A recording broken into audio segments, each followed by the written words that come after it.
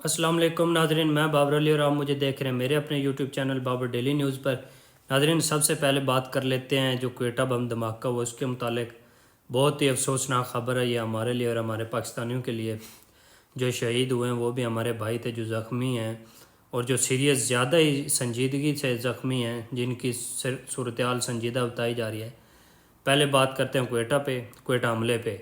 27 لوگ اب تک شہید ہو چکے ہیں اور متعدد زخمی بھی بتائے جا رہے ہیں، اور ابھی کچھ لوگوں کی جان خطرے میں بھی ہے، زیادہ شدید زخمی ہیں، ان کی حالت بہت خطرے میں ہے۔ 50 سے زائد لوگ شدید زخمی بتائے جا رہے ہیں، جن کو ہسپتال منتقل کیا گیا ہے۔ وزیر اعلیٰ جو بلوچستان ہے، انہوں نے بھی وہاں پہ وزٹ کیا اور ان کی صورتحال پہ جائزہ لیا ہے، زخمیوں کی تیمارداری کی ہے۔ شہداء کی کوئٹہ گیریزن میں نماز جنازہ ادا کی اور اعلیٰ فوجی قیادت نے بھی وہاں پہ شرکت کی۔ ناظرین، یہ انتہائی افسوسناک واقعہ اگر ہم اس کو دیکھیں انسانی طور پہ، بہت ہی ہمارے یہ جو سیکیورٹی فورسز ہیں ان کی نگرانی پہ بہت ہی ایک بڑا سوالیہ نشان ہے۔ اس سے پہلے کچھ لوگ وہاں پہ قتل کیے گئے کوئٹہ میں، آپ کو پتہ ہوگا۔ تو جس طرح وہ محسن نقوی نے ایک بیان دیا تھا اور کہا تھا کہ یہ سب دہشت گرد ایک ایس ایچ او کی مار ہے، بٹ دیکھا جائے وہ ایس ایچ او کی مار بے شک ہیں بھی یا نہیں، بٹ اس واقعے کا، اس بیان کا بہت ہی مذاق بنا تھا۔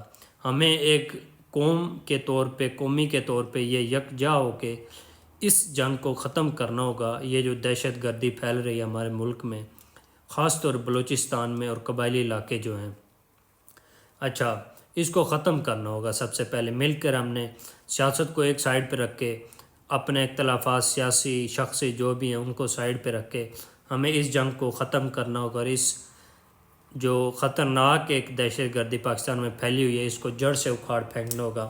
یہ جو دہشت گرد ہیں، ان کے یہ آئین اور قانون سے ان کا کوئی لینا دینا نہیں ہوتا، یہ وہ کرتے ہیں جو ان کا من چاہتا ہے۔ جس طرح آپ دیکھ لیں جو واقعہ ہوا ہے، میں اس کے حوالے سے آپ کو زلمے خلیل داد کا بیان ہے وہ پڑھ کے سنا دیتا ہوں۔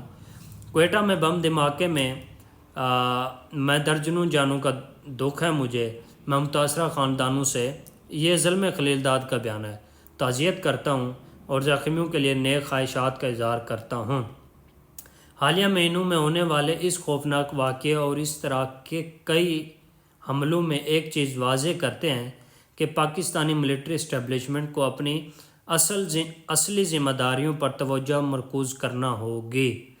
مرکوز کرنے کی ضرورت ہے، یعنی پاکستان شہریوں کے تحفظ کو قائم رکھنا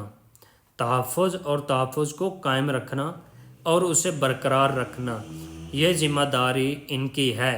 اس کے بجائے ان کی توانائیاں صرف ہو رہی ہیں کہاں پہ؟ سیاسی عمل دخل میں، عدلیہ کو کنٹرول کرنے میں اور سیاسی جوڑ توڑ کرنے میں، یہاں تک کہ خود کو معیشت میں بھی داخل کرنے کی کوشش میں پاکستانی اسٹیبلشمنٹ لگ گئی ہے۔ یہ تو سیاسی لوگوں کا کام ہے کہ کسی ملک سے اکنامکلی طور پہ وہ معاہدے کرے، توڑے جوڑے، جو بھی کرے، یہ ملٹری کا کام نہیں ہے۔ اور جو کچھ کر رہے ہیں اس کے نتائج ہم دیکھ رہے ہیں، بہت ہی برے نتائج آ رہے ہیں۔ ہمیں امید ہوگی کہ پاکستانی فورسز اس پہ ایک بہت ہی سنجیدہ رد عمل دکھائیں گے تاکہ اس دہشت گردی جیسی لعنت کو ہم جڑ سے اکھاڑ پھینکیں۔ یہ جناب ظلم خلیل داد کا بیان تھا۔ میں آپ کو بتاتا چلوں، پاکستان کے لوگ بھی یہی سب کچھ سوچ رہے ہیں جو ان کے بیان میں آیا ہے ظلم خلیل داد کے۔ جس طرح ملٹری کی یا اسٹیبلشمنٹ کی توانائیاں یا ان کا وقت جہاں پہ صرف ہو رہا ہے وہ ہمیں سب کو پتہ ہے، اور وہ اس کے نتائج بھی ہمارے سامنے آ رہے ہیں۔ ایک سیاسی جماعت کے خلاف تھوڑا سا ان کا رد عمل اور ان کی پالیسیاں چل رہی ہیں۔ ہم تو چاہتے ہیں کہ ایسا نہیں ہونا چاہیے، ایک جماعت کو کچلنے کا اور اس جماعت کی لیڈرشپ کو اور اس جماعت کے عوام کو کچلنے میں ان کی توانائیاں استعمال ہو رہی ہیں۔ اگر یہ وقت لوگوں کی جان و مال کی تحفظ میں لگایا جائے، جس طرح یہ ادھر مومنٹس یا حرکت دکھا رہے ہیں، ادھر اپنی چلاکیاں اور پالیسیاں دکھا رہے ہیں، اگر یہ ادھر سیکیورٹی فورسز اگر سنجیدگی سے ملک و قوم کے تحفظ کے لیے اپنی سنجیدگی دکھائیں تو اس کے نتیجے کچھ اور آئیں گے، اور وہ بھی بہتر انداز میں آئیں گے۔ میں آپ کو کچھ اور خبروں سے واضح کر دیتا ہوں جو انڈیا کے حوالے سے، کرکٹ کے حوالے سے ہیں، وہ بھی بتا دیتے ہیں۔ ناظرین یہ واقعہ بہت ہی بڑی ناکامی کا سبب ہے، تھوڑی سی اس پہ میں بات کر دیتا ہوں، اور اس طرح کے ایسے واقعے نہیں ہونے چاہیے، اور ہم امید کرتے ہیں پاکستانی فورسز کو اللہ تعالیٰ کامیابی دے گا انشاءاللہ، اور ان سے نمٹنے کی طرف پوری توجہ حکومت پاکستان اور ریاست پاکستان مرکوز کرے گی۔ ناظرین ایک اور خبر آئی ہے انڈیا سے، اور وہ بھی کرکٹ کے میدانوں سے، کھیلوں کے میدانوں سے، دنیا سے، کہ انڈیا نے صاف انکار کر دیا ہے 2025 میں جو پاکستان میں چیمپئنز ٹرافی فروری سے شروع ہو رہا تھا، ایک ٹورنامنٹ تھا، وہ آنے سے انکار کر رہے ہیں کہ ہماری ٹیم پاکستان میں نہیں آئے گی۔ انہوں نے صاف انکار کر دیا ہے، اور یہ چیمپئن ٹرافی کے حوالے سے جو کھیل یہاں پہ منعقد ہو رہے تھے پاکستان میں، پاکستان کو اس کی میزبانی ICC نے سونپی تھی۔ اچھا، فروری سے اس کے حوالے سے انہوں نے انکار کر دیا ہے۔ وہ چاہتے ہیں، بلکہ وہ چاہتے ہیں کہ ان کی ٹیم جا کر کھیلے دبئی میں، UAE میں، اور انہوں نے ایک اور آپشن دیا ہے کہ ہم سری لنکا میں بھی کھیل سکتے ہیں۔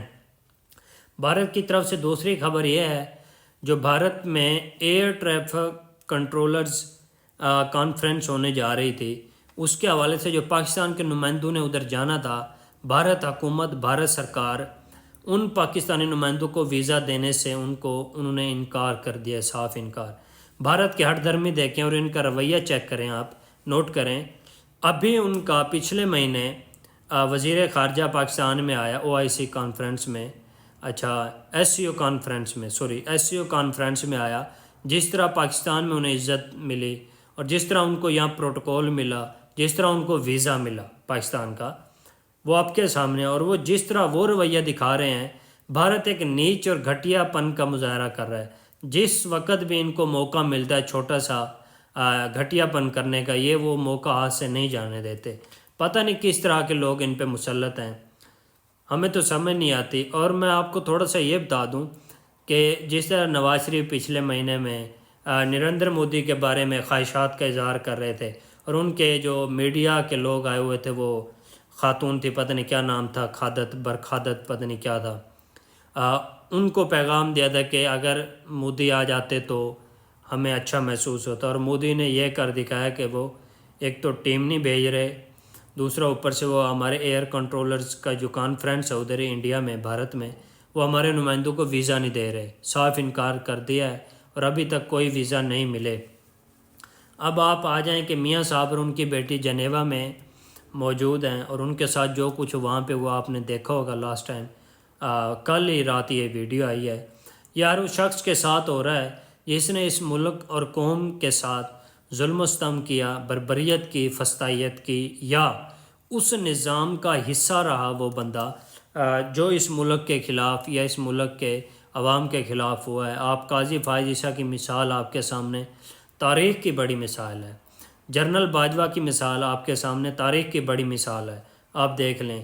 رات آپ نے دیکھا ہوگا قاضی فائز عیسیٰ کی جو بیگم ہے، ان کا بھی بیان آیا ہے، ان کی بھی ایک سٹیٹمنٹ آئی ہے کہ ہمیں باہر نہیں نکلنے دیا جا رہا، ہمیں تنگ کیا جا رہا، اور مجھے برے الفاظوں سے نوازا جا رہا ہے۔ میں اب ان کو یہ کہتا ہوں کہ اب پچھتانے کی کوئی بات نہیں ہے، اب تو ٹائم ہاتھ سے نکل گیا ہے، اور آپ پریشان نہ ہو، انشاءاللہ آپ کی زندگی اسی طرح گزرے گی، ہماری امید اور ہماری دعا ہے۔ ناظرین اکانومی کی حالت یہ ہو گئی ہے کہ پاکستان چین کو ایک بار پھر 3.4 ارب ڈالرز کے ایک اور قرضہ ری شیڈولنگ کر دیں، درخواست کیا پاکستان نے چینی گورنمنٹ سے۔ اب یہ 2 سال کے لیے رولنگ آور مانگ رہے ہیں، اس طرف جاتے تھے۔ یہ ان کی حالت ایک فقیر کی طرح ہو گئی ہے، جس طرح وہ ایک دن دوسری بستی میں جاتا ہے تو دوسرا دن دوسری بستی میں جاتا ہے، وہ کہتا ہے کہ چلو آج ادھر سے کچھ بن جائے، پھر وہ اگلے دن کہتا ہے کہ آج کچھ ادھر سے بن جائے، بٹ وہ لوٹ رہے ہیں، مانگ رہے ہیں، بھکاریوں کی طرح مانگ رہے ہیں۔ انہوں نے ملک بھی بھکاری کر دیا اور خود بھی بھکاری ہیں، خود اربوں خربوں ڈالروں کے مالک ہیں یہ، اور اس کے بعد ملک کی یہ صورتحال کر دی ہے، پتہ نہیں کیا۔ دوسری طرف تحریک انصاف کے اندر توڑ پھوڑ کی کوشش کی جا رہی ہے، ان کو آپس میں لڑایا جا رہا ہے۔ آپس کی لڑائیاں، اختلافات ہونے چاہیے، بٹ وہ اگر اختلافات دشمنی میں بدل جائیں تو اس کا فائدہ دوسرے ان کے مخالف لے جاتے ہیں۔ تحریک انصاف کی لیڈرشپ کو چاہیے کہ آپس میں اختلافات ضرور رکھیں مگر دشمنی نہیں۔ آج کا ہمارا یہی ولاگ تھا، اور ہمیں دیں اجازت.